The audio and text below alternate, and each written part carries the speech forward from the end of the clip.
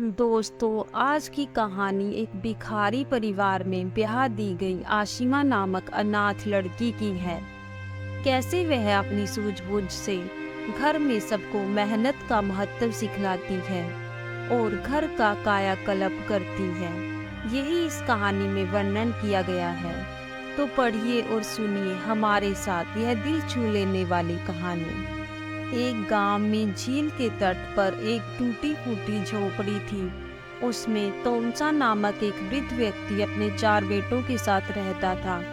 तोमसा की पत्नी की सालों पहले मृत्यु हो चुकी थी। घर में कोई स्त्री नहीं थी जो घर की देखभाल कर सके। तोमसा के चारों बेटों को कोई काम नहीं आता था। वे पिता के साथ भीख मांगकर अपना जीवन यापन करते थे। पांचों सुबह सुबह अपना अपना कटोरा उठाकर गांव में निकल जाते और दिन भर भीख मांगकर शाम को लौटते। झोपड़ी में 5 चूल्हे थे। पांचों अपने अपने कटोरों का अनाज चूल्हे में भूनते और खाकर सो जाते। जीवन इसी तरह व्यतीत हो रहा था। एक दिन तोमसा को न जाने क्या विचार आया कि उसने अपने बड़े बेटे के विवाह की ठान ली। उसके लिए दुल्हन की खोज शुरू हुई, लेकिन भिखारी घर में कोई लड़की देना नहीं चाहता था। काफी खोजबीन के बाद उन्हें एक लड़की मिली। नाम था आशिमा।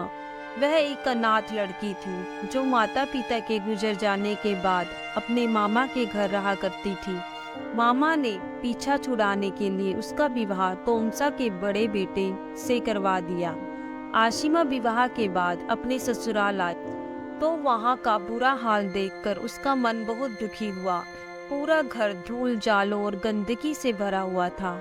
जैसे ही उसका ससुर, पति और देवर भीख मांगने गए, आशिमा काम पे जुट गई। झाड़ बुहार कर उसने अपना पूरा घर साफ किया।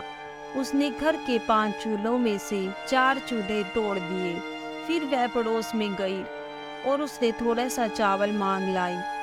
उसके बगीचे से उसने कुछ टमाटर भी तोड़ लिए। घर आकर उसने चावल बनाए और टमाटर की चटनी भी बना ली। शाम को तोमसा चारों बेटों के साथ वापस लौटा। घर पहुंचते ही खाने की खुशबू ने सबका स्वागत किया। आशिमा ने उन्हें हाथ मुंह धोने को कहा और सबके लिए भोजन परोस दिया। इतना स्वादिष्ट भोजन उन लोगों ने पहले कभी नहीं किया था। सबने पेट भर भोजन किया। भोजन के बाद जब वे उठे तो तोमसा की दृष्टि 4 टूटे हुए चूल्हों पर पड़ी। वह गुस्से में आशिमा पर बरस पड़ा। उसने उसे खूब खरी खोटी सुनाई कि वह सारे भाइयों में फूट डलवाना चाहती है। आशिमा बोली कि वह बस घर को साफ सुथरा करना चाहती थी। भाइयों में फूट डालने का उसका कोई इरादा नहीं था। वैसे भी अब भोजन बनाने की जिम्मेदारी उसकी है, इसलिए 4 चूल्हों की जरूरत नहीं है। अगर वे सब फिर से खुद भोजन बनाना चाहते हैं तो वह 4 चूल्हे बना देगी। आशिमा के हाथ का स्वादिष्ट भोजन सब खा चुके थे, इसलिए उन्होंने भोजन बनाने की जिम्मेदारी उसे ही सौंप दी। आशिमा ने भीख के अनाज से पड़ोसी का उधार चुका दिया और अगले दिन के लिए थोड़ा अनाज बचा लिया। अगले ही दिन आशिमा ने अपने ससुर से कहा कि वह जंगल से थोड़ी लकड़ियां काट कर ले आए ताकि वह उन्हें जलाकर खाना बना सके। चारों लड़के उस पर भड़कने लगे कि वह उन सब हष्ट पुष्ट लड़कों के होते हुए उनके पिता से काम करवा रही है। तब आशिमा बोली कि जब आप सब इतने हष्ट पुष्ट हैं तो जंगल से लकड़ियां काट कर उसे बाजार में बेच क्यों नहीं आते। उस दिन चारों भाइयों ने जंगल से लकड़ियां काटी और उसे बाजार में बेच दिया। बदले में उन्हें पैसे मिले। अपनी मेहनत की कमाई देखकर वे सब बहुत खुश हुए। उन्होंने घर आकर पैसे आशिमा को दिए। वह भी बहुत खुश हुई और उसने उस दिन और स्वादिष्ट भोजन उन्हें खिलाया। उस दिन के बाद से चारों लड़के लकड़ियां काटकर बाजार में बेचने लगे।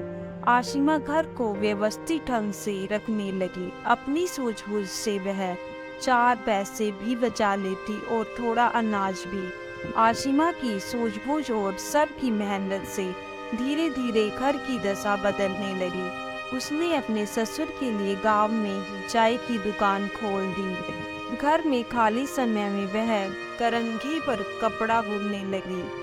उसके पति और अन्य भाइयों ने लकड़ी की टाल खोल दी। समय बीतता गया और वे तरक्की करते गए। जो भिखारी आज गांव के प्रसिद्ध व्यापारी बन गए। आशिमा की सूझबूझ और मेहनत से पूरे घर में खुशहाली छा गई। तोमसा इतनी समझदार बहू पाकर बहुत खुश हुआ था और उसकी तारीफ करते हुए हमेशा कहता कि भगवान ऐसी गुणी बहू सबको दे।